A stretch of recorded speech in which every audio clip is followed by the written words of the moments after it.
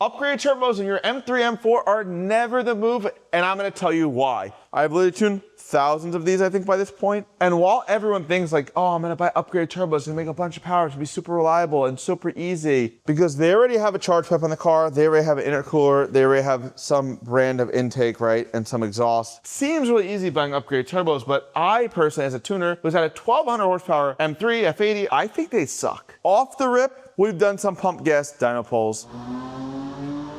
So that dyno pull was 504 wheel horsepower. Might seem super low for a F83 with upgrade turbos. It's not talking shit about any brand, it's about all you brands. There's CTS turbos, I think, on this car, and I've done them all. I don't really like any of them, and I'm gonna show you guys why. One is like the power curve. So the car's making 489 wheel horsepower. It does spool way slower than stock, which is expected, but it should be making 550 wheel horsepower. With my testing in a minute, we're gonna see if the reason why it's pulling timing is just bad guess. If not, we'll dig into it. This is not a one brand issue. I don't care what brand you are. You guys can say down below in the comments all the brands you think are great. I think that when they're trying to take these small bearing, small shaft turbos and put really big wheels in them, it kills the reliability of the turbo, and then they fail really, really quickly. Often they don't make power. I've had two different turbos from two different manufacturers on cars just like this in the stock location that make 570, 580 wheel, and then 6 months later make 500, and then random smoke on startup, and they just cook themselves. They're not reliable units, and people might say, oh, this guy makes a better one. It's a small shaft with big wheels on it. It doesn't last. So that's one issue, and I'm gonna see if that's a problem today, because this is horrible. You guys might think, oh, did you tweak it? Did you tune it? Trust me, guys. The laptop is here, MHD is here. I did data logs in the car, and no matter what I do to this car, max on pump gets pulling a bunch of timing. Is there a chance exhaust hitting the body, which does some weird stuff? I'm gonna find out in 1 minute, and why. I'm putting 85 in the car. It might seem weird to think if there's a problem, why am I putting 85 in the car? And the reason is the car's pulling timing right now, which could be from low octane. So it could just be the pump gas he bought's bad, right? And in that theory, if he daylights the car on the street, it'll make 40 horsepower more. Or the issue could be that his exhaust is hitting the chassis somewhere. If I do this and it fixes the knock timing being pulled, we'll see what power it makes with an ethanol blend of E40-ish, then E85. I personally though, I think a turbo upgrade like a single turbo is better. I'm gonna show you guys more in a second why. Now we have 85 in there. We have ethanol content down to a 10, 11, 12. Come on, ethanol. It's gonna bump up. My whole thing on the twins versus single turbo, boys and girls, is the twins don't last. I don't care who you are. I don't care what you think. It's why you see 6 cars on pure turbos and same tuner. 1 gets gapped, 2 gets gapped, and 1 guy's super fast. I've had 100 horsepower difference from the high end to the low end on these aftermarket turbos. Same turbo, same brand, rebuilt, fresh, you name it. I don't like them. What do I like? I like upgrade single turbo kits. You might say, oh, that Jordan, that's too much money. Run stock turbos make 580 wheel, 590 wheel, 600 wheel. With my tuning or who's ever tuning you want to run, I don't care. Don't have me tune the car. But this is gonna suck. It's just gonna suck. The whole twin turbo thing, it's not gonna last. Never does. But let's see what power we can make on 85 because we're here. We're on the dyno, right? If I tell you how much boost I just ran and it made 518 horsepower, you're probably gonna throw up. And there's like a high flow exhaust, there's no exhaust restrictions. You're gonna throw up if I tell you this, hold on. Throttle close a little bit. I don't wanna see how it's boosted around. Let me make a tweak or two in the tune first, but it's gonna suck. These things are gonna suck. So that run made 518 wheel horsepower at way too much boost, but throttle did close a little bit. Sorry, if you get loud for a second.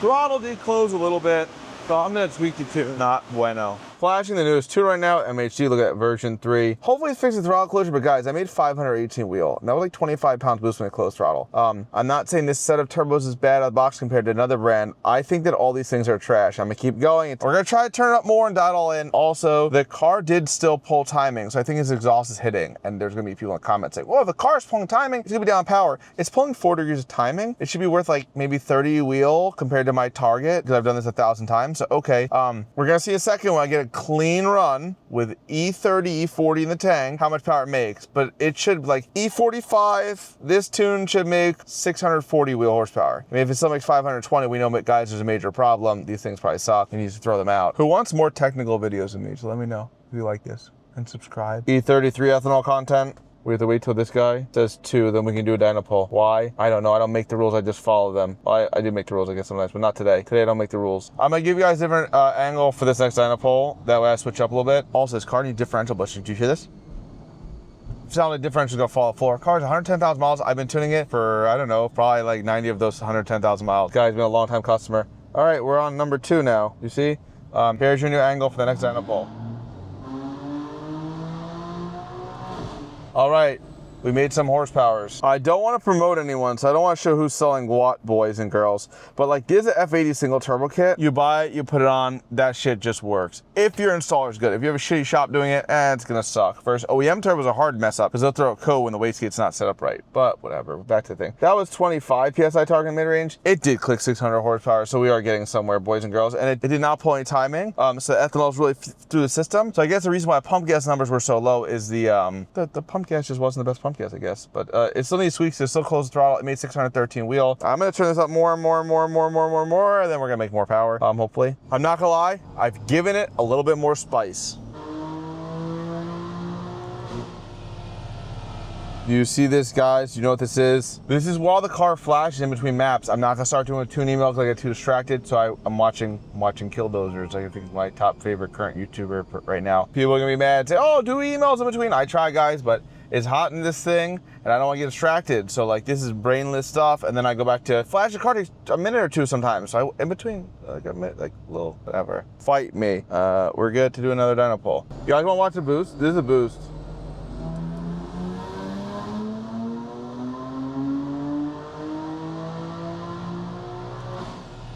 That is definitely 27 pounds boost, 26 pounds boost. Did I record the dyno pull? So I hit start. I believe I hit start. I don't know how often I do that. Not today. Cool. Definitely turned up a little bit too much. This is what happens when you turn up too much. If it looks like 20 horsepower, it's because it's probably 20 horsepower.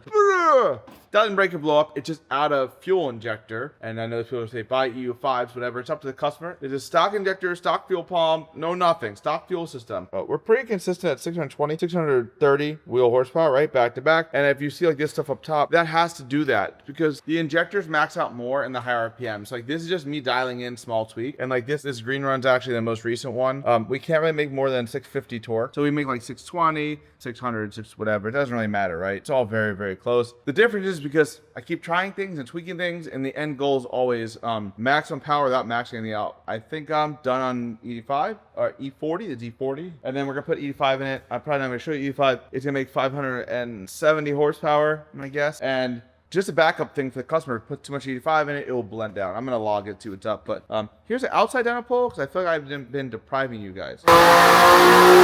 You might be wondering, Jordan, you really haven't said why you hate F80 upgraded turbos yet, or all stock frame BMW upgrade turbos.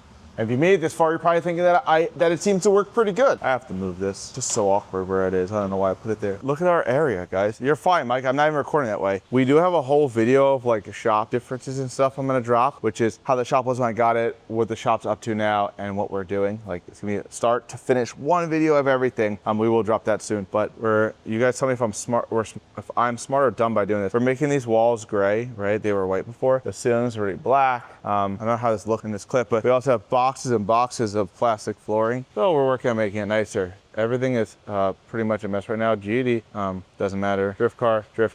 We're pretty packed out, and those are like tons of intakes in stock. So that's the side stuff for the shop while it's fuels idling and blending. And like I said, I don't really like upgrade turbos. You might be thinking at this point in the video, why? They seem to make 620 horsepower, no fuel mods, like 40 over stock with the same lambda target, which is pretty fine. Most people might think they're a great upgrade. I've never found a set that ever lasts. I'm not saying these CTS ones are gonna fail. I'm just saying based on every other car I've ever tuned, they're gonna fail pretty much. Not CTS thing, but like every other brand I've ever tuned, they're gonna fail. Unless you're like me and you own a dyno and you want to dyno the car every 6 months, and you can do that if you want to, you're never gonna know if your car's down in power. They don't always just blow up. They often just end up really low on power. So if you have a car with upgraded twins, every 6 months, spend 200 bucks, 300 bucks. Go to a dyno shop, dyno your car like this, and find out the true horsepower of your car. That's my suggestion. In my opinion, the upgraded single turbo stuff, I'm not saying the turbo won't break and can't fail. They just last. You buy like a real precision turbo or whatever brand you want. They just last. They're gonna make power always. There's no weird funky business. I have a G87 M2 drift car that I'm building, right? We'll have stuff on that too. I'm leaving twins. Stock twin makes 740 wheels. It's more than enough. If I wanted more power, I would be very weary of putting upgraded twins on it. And you guys might think, well, I value my time too much, and it costs me less than it costs you. If you're a customer, you have to pay $1,500, $2,500, $3,000 to upgrade your twin turbos each time they break. Plus your shop cars in a shop costs me less because I have a shop, but I value my time way too much to be swapping between turbos and stuff always. So if I were to upgrade that, I would probably put a single turbo kit on the car because I don't want to mess with these garbage ass things. I don't be at a drift event, my car fell. I'll be driving the street and my car has a problem. All right, the fuel's probably blended.